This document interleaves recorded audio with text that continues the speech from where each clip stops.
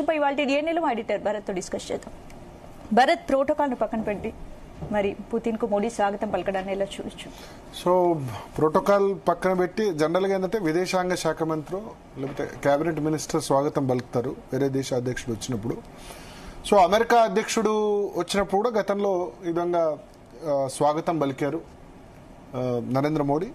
So Russia కూడా అంతే importance ఇస్తున్నట్టు తెలవాలన్న ఉద్దేశంతో స్వయంగా ఆయన ఎయిర్పోర్ట్కి వెళ్లి స్వాగతం పలికారు. ఇద్దరు కూడా ఇప్పుడు ఒకటే కారులో ట్రావెల్ చేయబోతున్నారు. ఒకటే కారులో ప్రధానమంత్రి నివాసానికి నేరుగా వెళ్తారు. ప్రధానమంత్రితో ప్రైవేట్ డిన్నర్.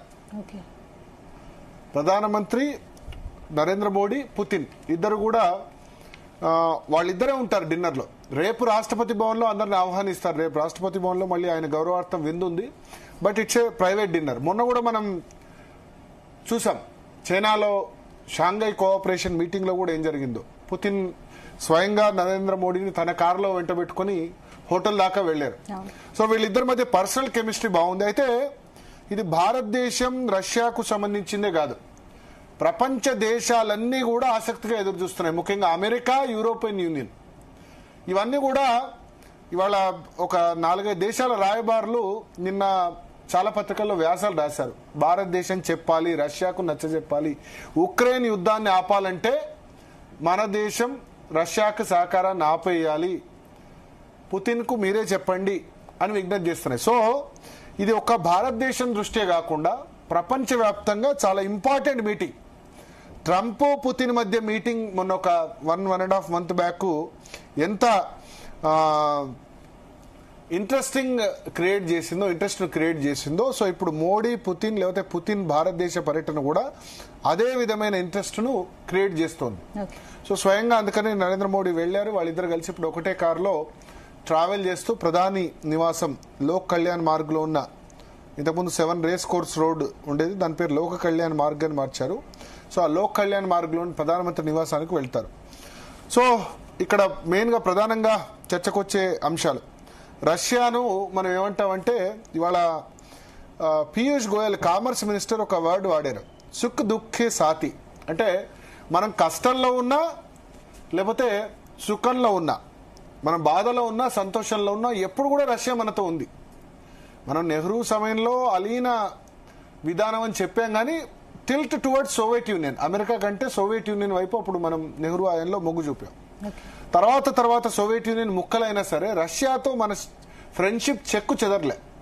ఇవాళ మనం వాడుతున్న రక్షణ రంగ ఉత్పత్తులన్నీ కూడా రష్యా మనకు టెక్నాలజీ ట్రాన్స్ఫర్ చేసినవే.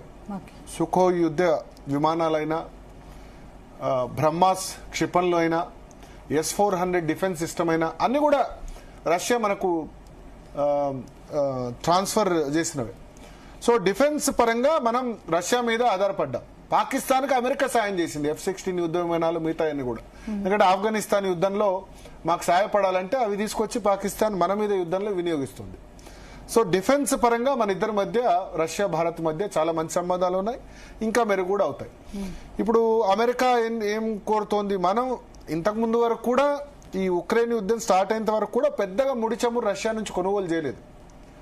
ఇరాను, సౌదీ అరేబియా ఇటువంటి దేశాల నుంచి కొనుగోలు చేశారు. కానీ ఎప్పుడైతే ఇరాన్ మీద ఆంక్షలు పెట్టారో, తర్వాత ఉక్రెయిన్ యుద్ధం స్టార్ట్ అయిందో, అప్పుడు మన రష్యా మీద దగ్గర చాలా క్రూడ్ ఆయిల్ కొన్నాం. అంతకుముందు 1% మాత్రమే ఉండే మన క్రూడ్ ఆయిల్ ఇంపోర్ట్స్ లో, అది కాస్త 40% అయింది.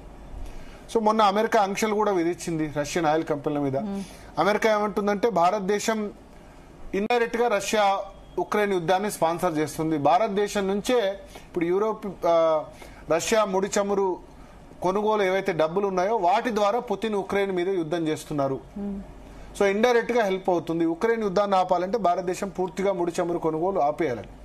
సో మన వాళ్ళు ముడి చమురు కొనుగోలు పూర్తిగా ఆపేయలేదు, కానీ అమెరికా దగ్గర కూడా కొన్నారు. సో అందుకని మన మీద 50% టారిఫ్లు కూడా ట్రంప్ వేశారు. ఇప్పుడు చమురు కొనుగోలు విషయంలో అమెరికాకు భారత్ దూరమైంది. ఇలాంటి టైంలో భారత్ కు పుతిన్ రావడం, ఇది అమెరికా, అందుకని అమెరికా కూడా ఆసక్తిగా ఎదురు చూస్తోంది. ఇప్పటి వరకు ఇండో అమెరికా ట్రేడ్ డీల్ కుదరకపోవడానికి కూడా ఇదే కారణం. December 4th పుతిన్ వస్తున్నారని, లేకపోతే 10-15 రోజుల క్రితమే అయిపోవాలి టారిఫ్ సంబంధించి. మన ఇద్దరి మధ్య ఏం అగ్రిమెంట్ జరుగుతుంది, కంటిన్యూ అవుతుందా లేదా.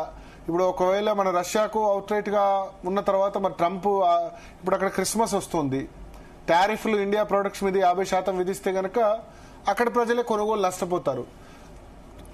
సో అయిపోయేది India US tariff deal, trade deal.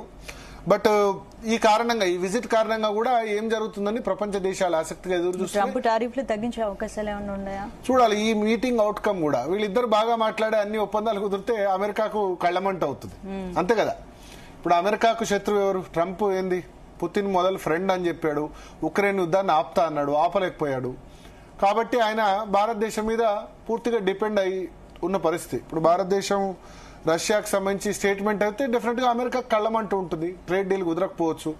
So అందుకని మీకు స్టాక్ మార్కెట్ చూడండి, లాస్ట్ 3-4 రోజుల్లో పడుతుంది. ఇండో యుఎస్ ట్రేడ్ డీల్ కుదిరితే స్టాక్ మార్కెట్ పెరుగుద్ది.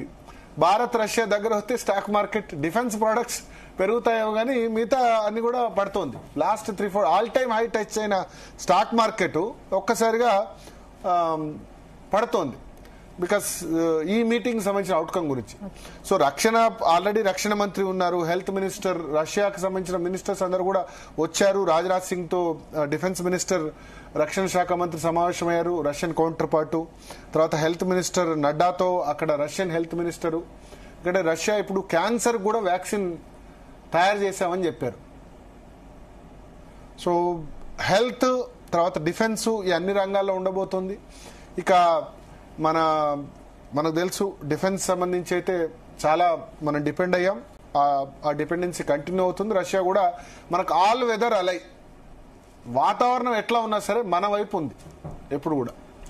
పాకిస్తాన్ యుఎస్ తో సంబంధాలు 97-98 తర్వాత మెరుగుపడ్డాయి. అప్పటి వరకు కూడా ఇండైరెక్ట్ గా పాకిస్తాన్ కే అమెరికా సపోర్ట్ చేస్తూ వస్తుంది, కానీ ఇటీవల కాలంలో చాలా బాగా అయ్యాయి. సో యుఎస్ కోసం మనం రష్యాను కూడా దూరం చేసుకోవడం కూడా కరెక్ట్ కాదు కదా. ఒకళ్ళు శత్రు మిత్రు అన్నది దీనిలో ఎంతవరకు వర్తిస్తుందో తెలియదు, కానీ అమెరికా కోసం మనం రష్యాను సాక్రిఫైస్ చేసే పరిస్థితి అయితే ఉండకూడదు. రష్యాతో కూడా మంచి సంబంధాలు ఉండాలి. At the same time Russia Ukraine యుద్ధం కనుక మిగిలిస్తే